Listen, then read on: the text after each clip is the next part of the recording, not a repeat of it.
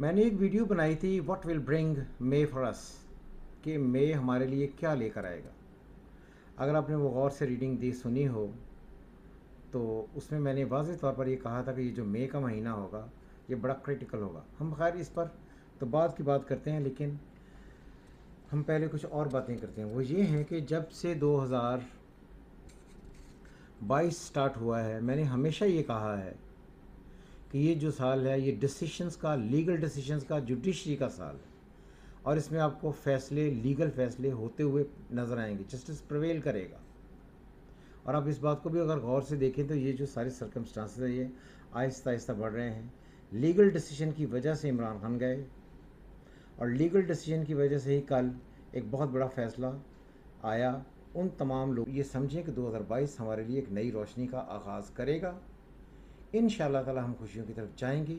और ये जो अब लग रहा है कि हम श्रीलंका की तरह बहुत डूब रहे हैं, इंशाअल्लाह निकलना शुरू होंगे।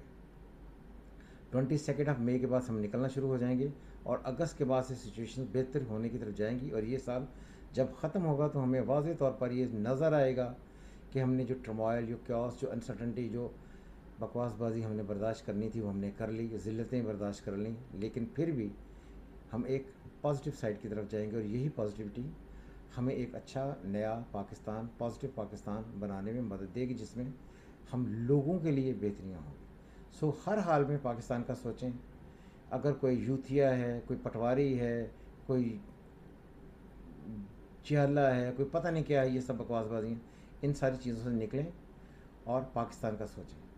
पाकिस्तान है तो हम हैं, हमेशा की तरह। खुदा हाफिज़। पाकिस्तान जिंदाबाद।